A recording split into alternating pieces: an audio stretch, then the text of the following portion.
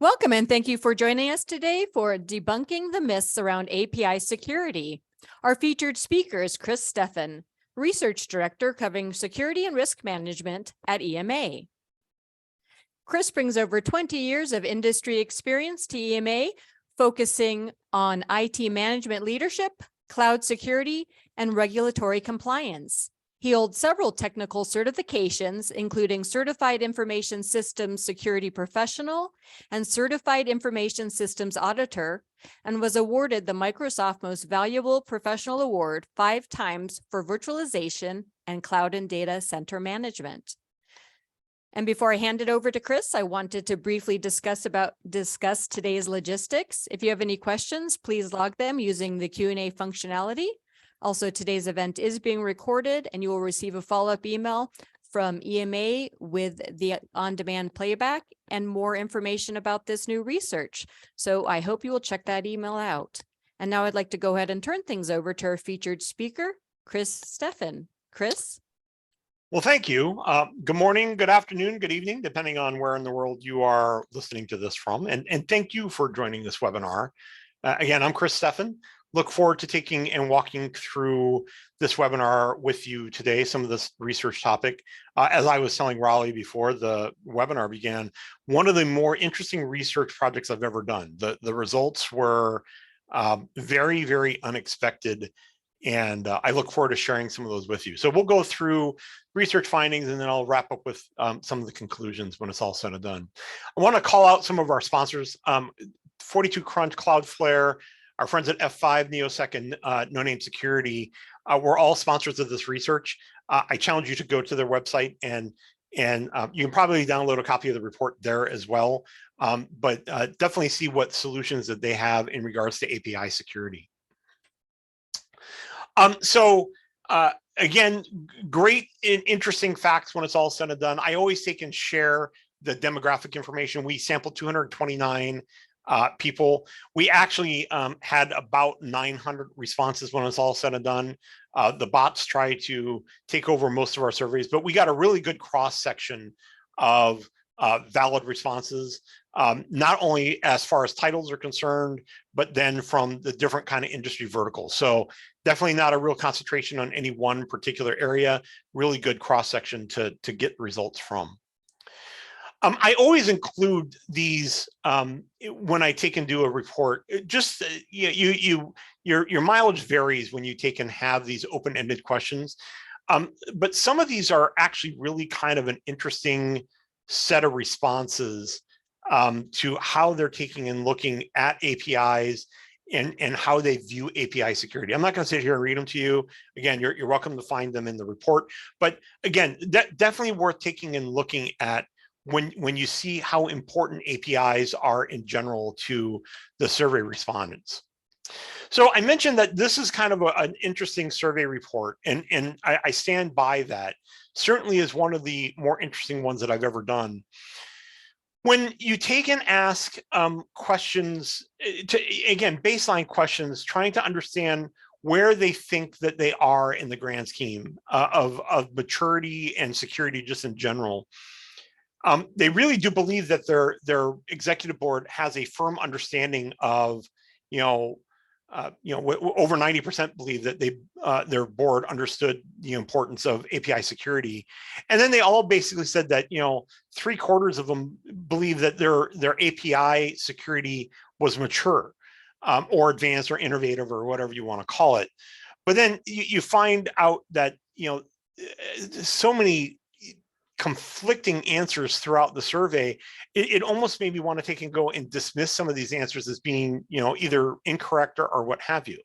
It's not unsurprising that most organizations rate their maturity higher than it actually is. We as humans, security executives and organizational leaders fundamentally believe that our organization is more secure than they actually are, regardless of the topic. But when respondents answers that they have more mature security applied to the API security, it's in line with what we generally expect. However, it's not only in the areas of organizations which have their inflated capabilities. The positive news is that executive leadership is at least aware of the concerns around API security.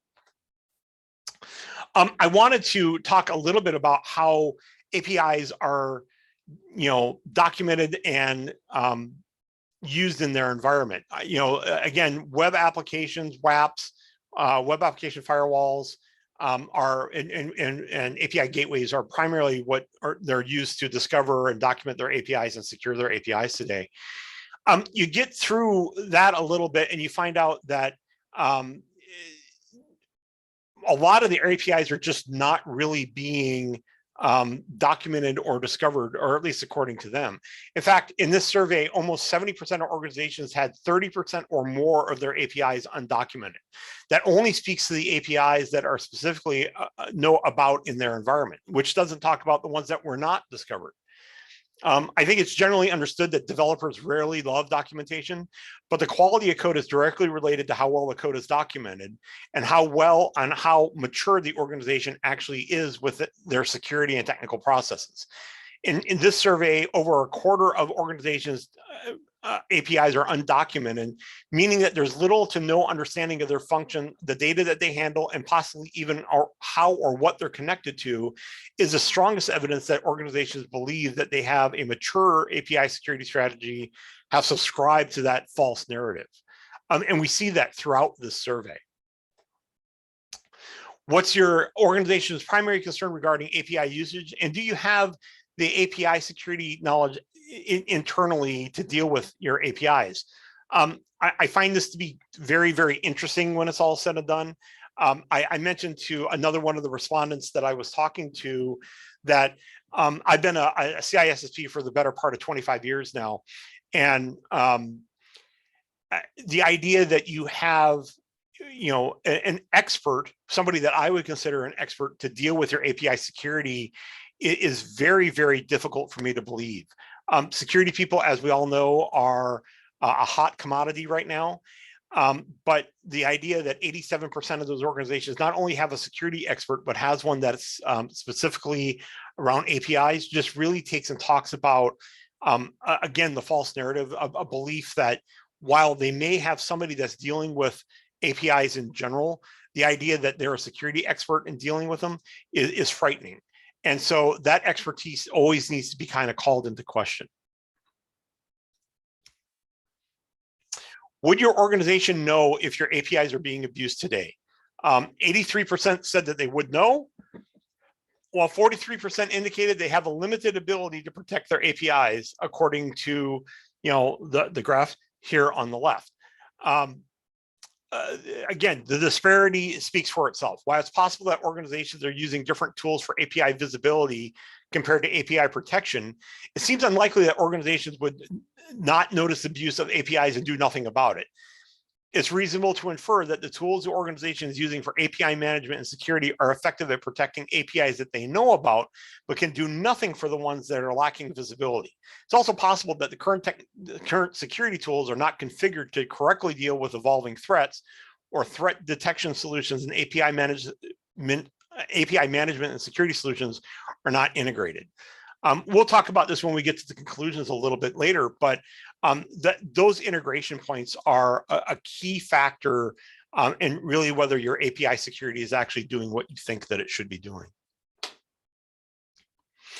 When are security controls implemented to protect APIs? About a third said in production.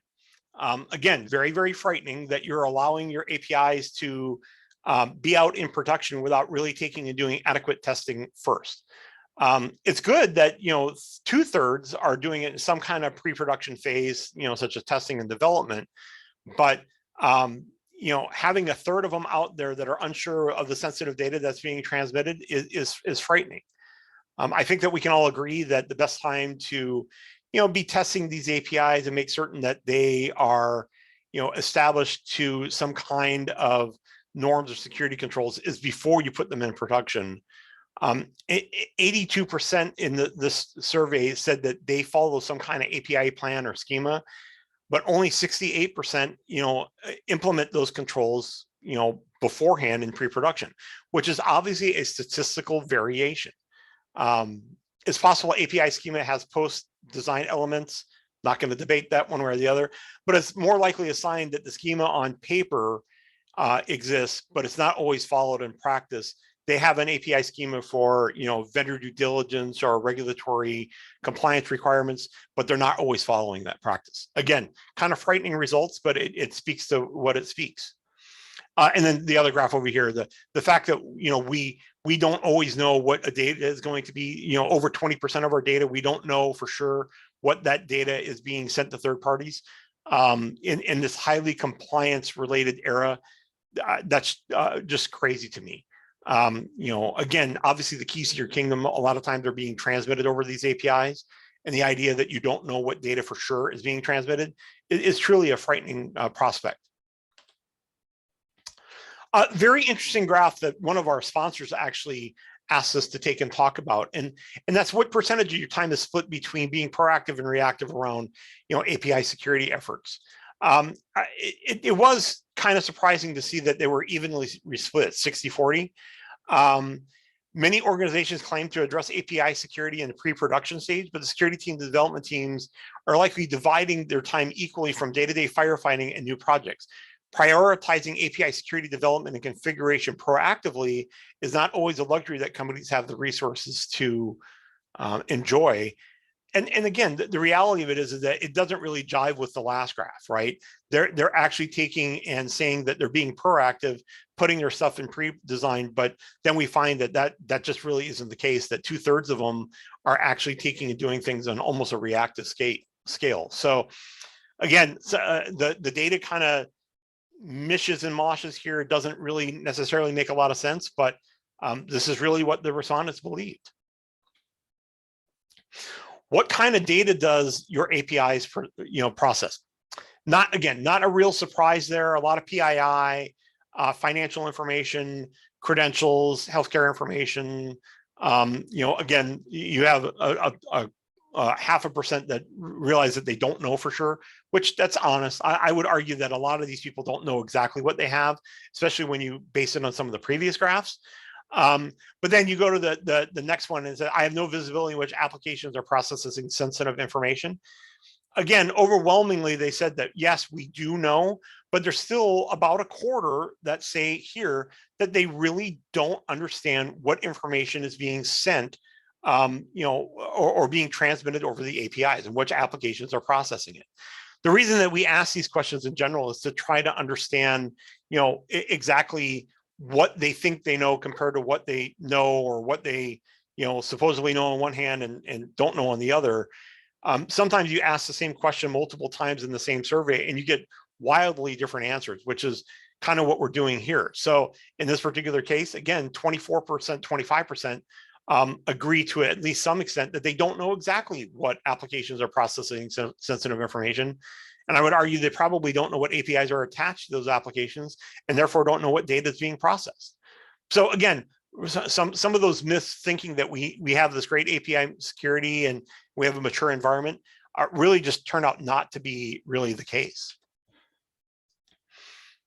I asked this question specifically because I was curious about some of the integrations and how important threat hunting is, and really integrations in general. Very important. Again, really no surprise there, 80% saying that it was important. And being able to understand the context and historical data, again, about 80%. Most of the tools for API management have some sort of security function, but very, very few have threat hunting capabilities, which means that your organization has to be integrated with a threat hunting solution or find a threat hunting solution that is native with your API security tools. It is important to have a threat hunting kind of solution within your API management suite. When you're evaluating those tools, find out what their integration capabilities are or what their threat hunting native capabilities are, because there are some vendors out there that do have that ability native right into their overall product. The last one in this, and then we'll talk about some conclusion and leave a minute or two for questions. What are your most common threats? Well, the security concerns on data breach because of encryption obviously was way up there. Compromised endpoints being way up there.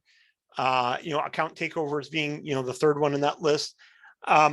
Again, most of these companies are using some kind of API gateway or WAF Some are using some kind of alerting from XDR to determine, if they're getting an attack.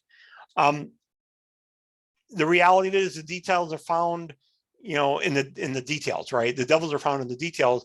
The configurations are only as good as they're used. So if you don't have something documented, it's very hard for them to be able to detect or alert on something that's not documented. Then when we look at some of the graphs beforehand, when you show that 30% of the APIs out there are not documented at all, then how are you really going to alert and protect on those? Organizations that are deploying security tools with the beliefs that once they're deployed, that they're magically secure and no other efforts or solutions are necessary. Vendors often, no vendor would suggest that they understand that they understand the need to be constantly updated, monitored, or administered, because these tools are not just self-configuring. They do need to be configured and administered correctly. Security, and especially API security, is constantly evolving, and the threat landscape is constantly evolving and needs constant revision and updates, something that most tools do not include as part of their initial offering. It also requires you to have the staff on hand to be able to monitor and update those devices and those solutions. Because again, this is not a, deploy once and never have to worry about it again.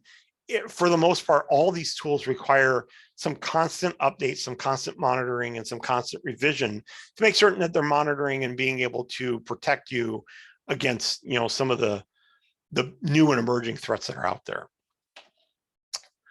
So some conclusions, and then I'll save a couple minutes for questions.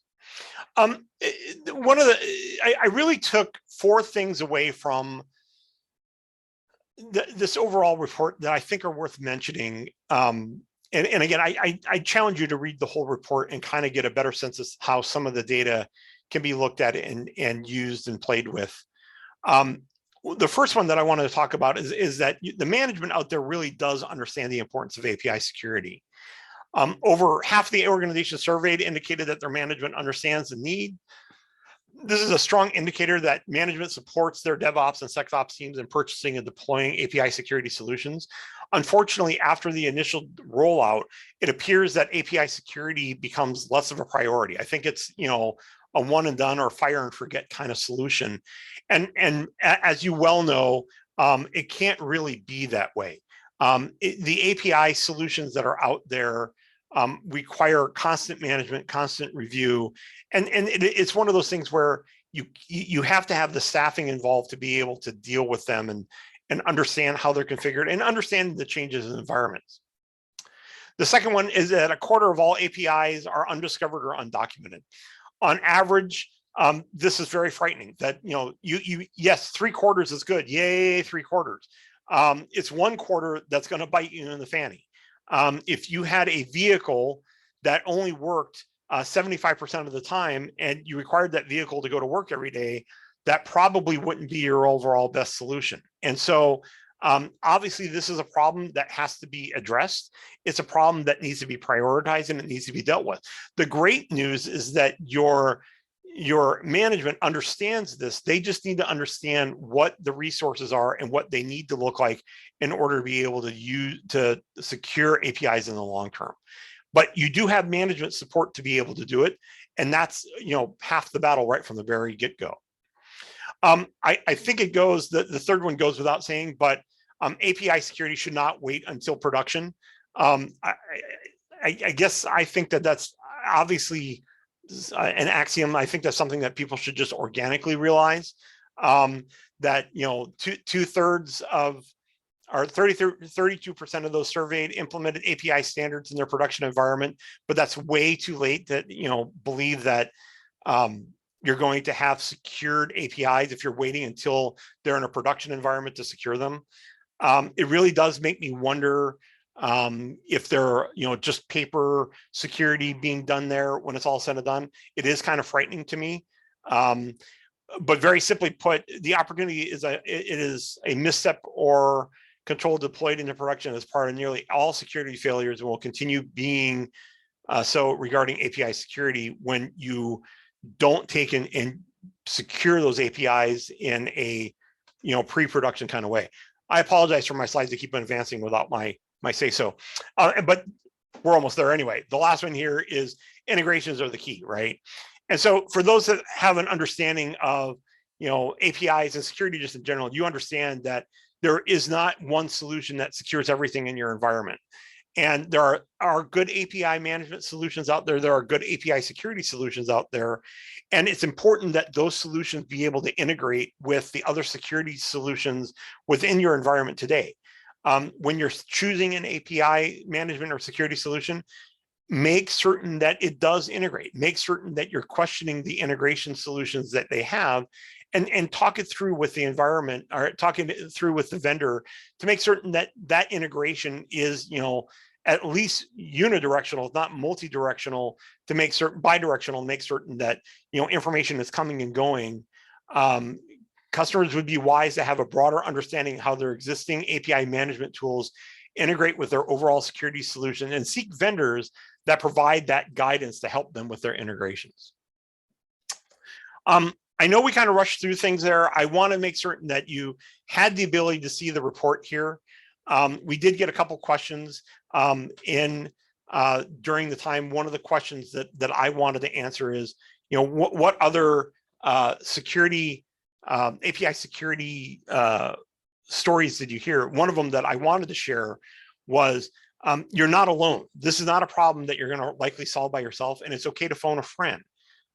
Go out there and talk to the different vendors that are available regarding API security, and see how they can integrate into your environment. I was actually talking to a customer, and they were talking about how, because of SLAs and other workloads, they had an API in their environment that was 18 years old. Well, everybody on this call obviously understands that if you have technology in your environment that's 18 years old, that is likely a problem.